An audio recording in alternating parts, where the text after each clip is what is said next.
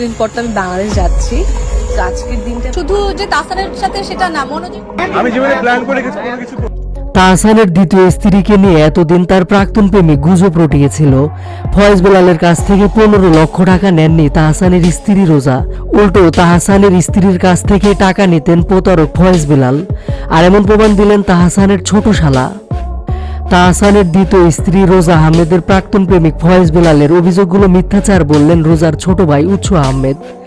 মিথিলার সাথে বিচ্ছেদের পর দীর্ঘদিন পর সম্প্রতি বিয়ে করেছেন দেশের জনপ্রিয় কণ্ঠশিল্পী এবং অভিনেতা তাহসান খান।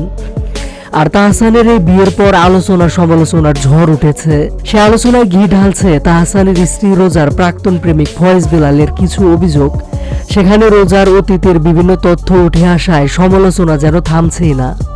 তরুণ সংগঠক ফয়েজ বেলাল নিজেকে রোজার প্রাক্তন প্রেমিক দাবি করে বলেন, 2016 সাল থেকে রোজার সাথে তার প্রেমের সম্পর্ক ছিল। 3.5 মাস আগে এই সম্পর্ক ভেঙে যায়। সম্পর্ক থাকাকালীন সময় রোজা তার কাছ থেকে বিপুল পরিমাণ অর্থ নিয়েছেন এবং তিনি প্রতারণার শিকার হয়েছেন বলে উল্লেখ করেন। তবে ফয়েজ বেলালের প্রতিটি অভিযোগকে মিথ্যা দাবি করে বোনের পাশে দাঁড়িয়েছেন রোজার ছোট ভাই উৎস আহমেদ।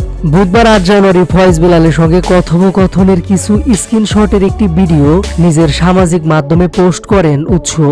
সেখানে নিজের বোনের ব্যাপারে ফয়েজ মিথ্যাচার করেছেন বলে দাবি করেন তিনি। স্ক্রিন রেকর্ডের ভিডিও পোস্ট করে উৎস লেখেন, ফয়েজ বেলালের ভাইরাল হবার আকাঙ্ক্ষা থেকে মিথ্যাচারের প্রতিবাদ হিসাবে এই স্ক্রিনশটের প্রকাশ। তার প্রত্যেকটা অভিযোগ মিথ্যা।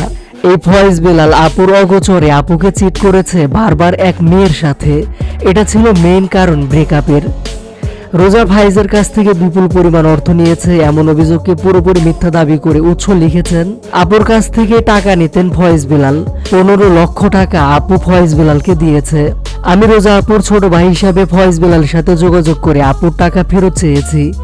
তাদের বেশ অনেক আগে ব্রেকআপের পরে আপু যোগাযোগ রাখেননি, কিন্তু ফয়েজ বেলালের কাছ থেকে পাওনা টাকা কাউকে না কাউকে চাইতে হবে বলে আমি যোগাযোগ রাখি।